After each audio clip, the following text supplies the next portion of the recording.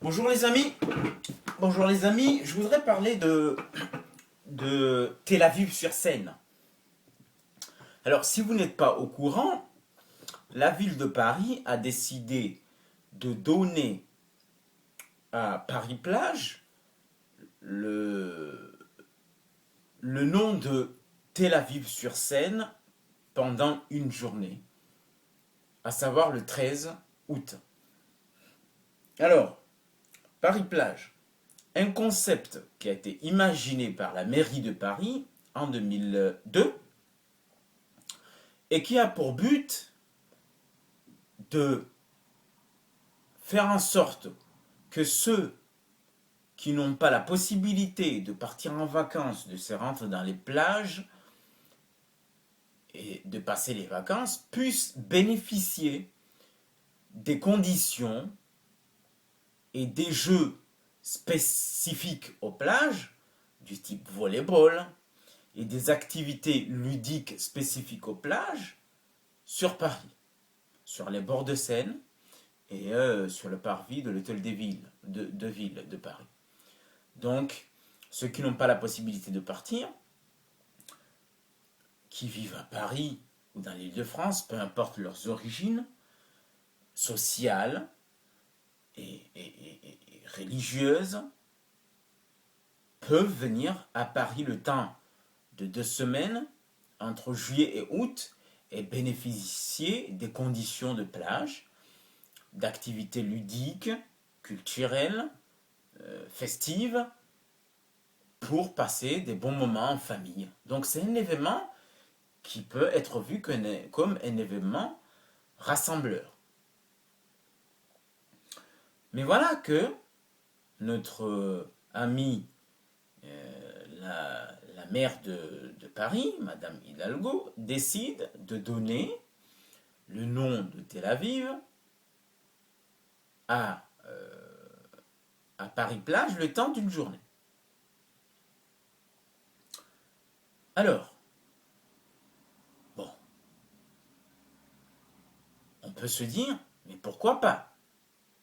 Surtout si on n'est pas animé par un rejet de tout ce qui est juif, un rejet primaire, comme j'ai souvent l'habitude de dire, nous dans la communauté musulmane et dans les pays musulmans, malgré le fait que l'histoire de l'islam montre que les juifs et les musulmans ont bien souvent vécu ensemble en toute quiétude, on nous apprend une haine primaire du juif, qui fait que peut-être, dès qu'on attendrait Tel Aviv c'est Israël, c'est les juifs, on peut ressentir, on peut dire, ah, voilà, encore ces juifs, voilà. Donc, voilà, il faut le dire. D'ailleurs, moi, j'ai tendance à dire, aujourd'hui, avant, il y avait un antisémitisme qui était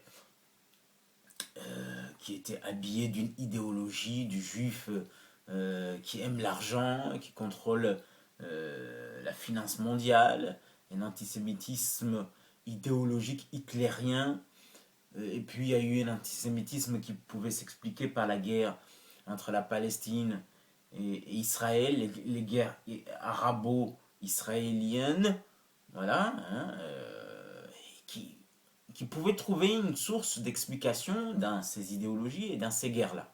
Ça ne veut pas dire que c'est légitime ou c'est bien. Mais il y avait des explications, il y avait des idéologies, il y avait des explications. Aujourd'hui, on a un antisémitisme même qui est pire parce que c'est un antisémitisme primaire. De gens qui détestent le juif parce qu'il est juif, qui amalgament tous les juifs à Israël. Partout où ils sont, c'est le feu. Voilà. On peut trouver, moi je rencontre beaucoup de jeunes qui véhiculent cet antisémitisme, qui sont incapables de raconter la moindre histoire de la guerre israélo-palestinienne, des guerres israélo-palestiniennes, qui ne connaissent rien de ce conflit, qui ne connaissent même pas les tenants et les aboutissants de ce conflit, qui seraient incapables de te montrer sur une carte où se trouve Israël ni ni Israël ni la Palestine, ils seraient incapables de te montrer où ça se trouve. Qui se disent proches de la Palestine, mais ils ne savent pas où c'est. Mais qui, à chaque fois qu'ils vont voir un juif, il ne sait pas ce qu'il pense, ce juif-là, s'il est d'accord avec ce qui se passe là-bas. Ils vont le détester. C'est ce que j'appelle l'antisémitisme primaire. L'antisémitisme bête.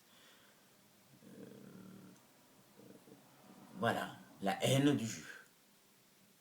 Attention, je ne suis pas en train de dire qu'il faut, c'est toléré d'être antisémite si si on a une idéologie où on a des raisons. Non. On peut être anti-Israël, sa politique, mais détester quelqu'un parce qu'il est juif, parce qu'il est musulman, ou parce qu'il est je ne sais quoi, c'est criminel et c'est terrible. Voilà. Donc, au-delà d'un antisémitisme primaire, un racisme primaire, on peut, qui fait que parce qu'on a entendu Tel Aviv sur scène, ça nous, ça, ça nous énerve, on peut se dire qu'il y a d'autres raisons qui peuvent provoquer un mécontentement. Voilà. Qui ne sont pas un mécontentement qui n'est pas animé par un antisémitisme. Alors, revenons sur le pourquoi, les raisons qui sont évoquées et qui expliquent cette opération. Alors, on nous dit que Tel Aviv, c'est une ville qui est en coopération culturelle avec la ville de Paris depuis longtemps. Visiblement, il y a des échanges. Et surtout, c'est une ville qui colle à l'idée de Paris-Plage. Parce que c'est une ville festive, c'est une ville qui ne dort pas, c'est une ville qui est tolérante. Bon, il faut demander comment vivent les Arabes là-bas et s'ils se sentent tolérés, s'ils sont contents là-bas. C'est une ville qui a une tolérance et jusqu'à la tolérance de l'orientation sexuelle, parce que là-bas, il y a aussi, on organise la Gay Pride là-bas. Et puis, c'est une ville qui ne dort pas. On dit d'ailleurs que c'est une ville qui attire les foudres des intégristes parce que, soi-disant, elle est tolérante et ouverte et toutes les communautés se côtoient. Bon, il permet de savoir si les communautés arabes et les communautés éthiopiennes sont très heureuses là-bas. Bon, bref. Donc, c'est les raisons qui expliquent ce Tel Aviv sur scène. Moi, c'est ce que j'ai envie. Bon, pourquoi pas? Mais ce que j'ai envie de dire, c'est que les politiques français, les responsables politiques français, sont les premiers à dire qu'il ne faut pas importer le conflit israélo-palestinien en France. Parce que on aspire à la concorde nationale, à la paix sociale, et que importer le conflit israélo-palestinien en France peut provoquer des heurts, des ressentiments, et donc c'est dangereux pour la paix sociale. Mais j'ai envie de dire qu'à travers cet acte, ils sont les premiers à importer ce conflit. Parce que si on regarde bien,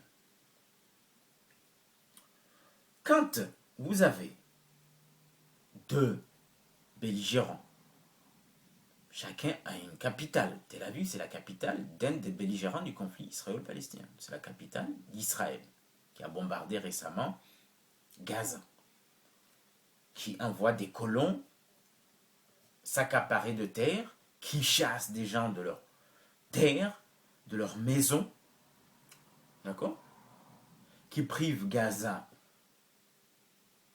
de tout rapatriement de biens, hein, de l'essentiel. Et vous vous prenez le nom de la capitale de ce pays. Alors vous pouvez nous dire, oh oui, c'est entre ville et ville, et que le maire de Tel Aviv, il est de gauche et il est contre la politique de Netanyahou. Mais peu importe, c'est la capitale d'Israël. Et vous prenez le nom, vous donnez à Paris. Et vous voulez que ceux qui se sentent proches de la Palestine et qui considèrent que la Palestine subit une injustice, ce qui est vrai de la part d'Israël, et vous voulez qu'ils ne se sentent pas gênés par cela, vous voulez qu'ils se disent, bon, après tout, c'est entre villes, c'est une ville qui vient de Mars, cette ville-là vient de Mars, pas d'Israël. C'est une ville, c'est la capitale de la planète Mars, pas d'Israël. Et donc vous voulez que ces gens-là ne se sentent pas, ne se disent pas, bon, la capitale de Paris, la capitale de la France, a pris parti dans le conflit. Vous, vous voulez nous faire croire que les gens auront de la distance. Il ne faut pas qu'ils pensent ça. Non, attends, il ne faut pas prendre les gens pour des cons. Il ne faut pas prendre les gens pour des cons. Là, vous renforcez l'idée qu'il y a un lobby israélien, des gens proches d'Israël, qui travaillent les politiques français pour qu'ils prennent des décisions qui peuvent rendre service à Israël. Parce que là, vous rendez service à Israël, parce que vous mettez en lumière sa capitale, donc vous rendez service à Israël. Donc, quelque part, vous prenez parti. Hein, pour la capitale d'un pays qui, récemment, on a appris le bébé brûlé vif. Voilà, donc vous renforcez l'idée qu'il y a du lobbying, voilà, que vous voulez faire plaisir à vos amis israéliens, voilà, et que vous prenez parti dans le conflit, et que vous faites ce que vous dites de ne pas faire. Faites ce que je dis, mais pas ce que je fais. Voilà. Mais aussi, on nous dit que cette décision est animée par le fait que Tel Aviv, c'est une ville festive. Donc ça va avec le côté festif, ludique de Paris-Plage qu'on a envie de donner à Paris-Plage. Oui, c'est bien le côté festif. Mais c'est quand même cynique d'aller à Tel Aviv, prendre le côté festif d'Israël, de Tel Aviv à la plage, un maillot de bain, sous le soleil, le Tel Aviv qui ne dort jamais, qui a adopté, oui, on nous a donné comme argument aussi, Tel Aviv a adopté les nuits blanches, les nuits, je sais plus quoi, les nuits blanches là, à Paris. Ils font la même chose. Donc, Israël qui fait la fête, Tel Aviv qui fait la fête, qui est à la plage, qui s'amuse. Donc, vous prenez ce côté festif et vous dégagez le fait que c'est la capitale, hein, festive, à quelques kilomètres de Gaza, qui crève, et une crève dont cette ville-là, puisque c'est la capitale de ce pays-là, est responsable de cette crève, de ces conditions inhumaines que dans lesquelles vivent les Palestiniens. Donc c'est quand même cynique. Vous fêtez la fête de Tel Aviv, hein, qui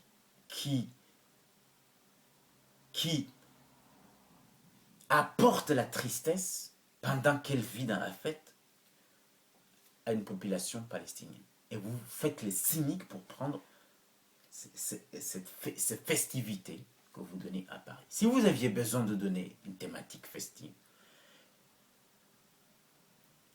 hein, pourquoi ne pas d'une ville, pourquoi ne pas aller prendre Saint-Denis, La Réunion. C'est une ville festive, il y a des plages. Pourquoi pas Copacabana au Brésil? Pourquoi pas Miami? Pourquoi pas Marrakech? Il y a beaucoup de villes. Pourquoi Tel Aviv? C'est quand même assez provoquant, ça me rappelle. Et là, ça va me permettre d'aller dans l'autre conséquence que je voulais souligner. Ça me rappelle Charlie, hein, Charlie, qui va encore faire d'autres polémiques, avec d'autres caricatures après ce qui s'est passé. Faire des caricatures qui dessinent Mohamed. Moi, je fais partie de ceux qui pensent que je m'en fous des caricatures. Parce que franchement, ça ne me fait ni chaud ni froid et pourtant je suis musulman. Mais vous allez faire d'autres caricatures après les attentats, soi-disant parce que vous ne voulez pas renoncer à votre liberté, à vos principes. Vous faites des caricatures qui ont provoqué un vacarme, des ambassades ailleurs, des Français qui étaient obligés de se terrer partout dans le monde à cause de ces caricatures, soi-disant au nom des valeurs auxquelles on ne doit pas renoncer. Justement, je suis d'accord, il ne faut pas renoncer à ces valeurs. Mais, à un moment donné, il faut avoir un esprit de responsabilité. D'accord? Se dire, bon, c'est peut-être pas le bon moment de faire ça. Parce qu'il y a des vies qui dépendent de ça, qui peuvent être mises en danger à cause de ça. C'est ça l'esprit de responsabilité. Ça ne veut pas dire qu'on renonce. Il y a des valeurs auxquelles effectivement il ne faut pas renoncer. Mais ça, ce n'était pas... Ça ne veut pas dire qu'on renonce à la liberté d'expression que de ne pas dessiner. Et est-ce que ça veut dire que les Britanniques renoncent à leur liberté d'expression parce qu'ils ne veulent pas montrer des caricatures? Non, je ne crois pas. Et moi, je suis pour qu'on fasse des caricatures. Je m'en fous, moi je suis musulman, je sais que mon prophète, ce n'est pas ces caricatures. Mais, à un moment donné, il faut avoir un esprit de responsabilité. Là, avec l'atmosphère qu'il y a aujourd'hui dans le monde, hein, avec tous ces fous qui sont partout, on peut se dire que une telle thématique peut provoquer des fous qui sont capables de venir commettre des actes euh, inouïs que j'espère qu'ils ne vont pas voir le jour. Mais le fait qu'on va mobiliser je ne sais pas combien de gendarmes et de policiers fait qu'eux aussi, ils ont pensé à ce risque. Eux aussi.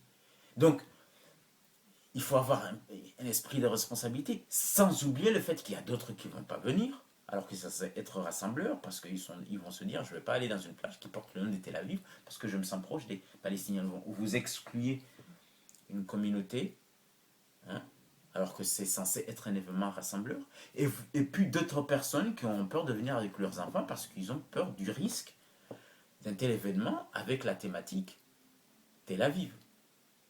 Des policiers qui auraient pu être ailleurs vont être mobilisés pour ça. Et ceux qui seront là, ils seront un peu stressés en se disant, bon, pourvu qu'il n'y ait pas de fous qui arrivent ici, quoi. Voilà.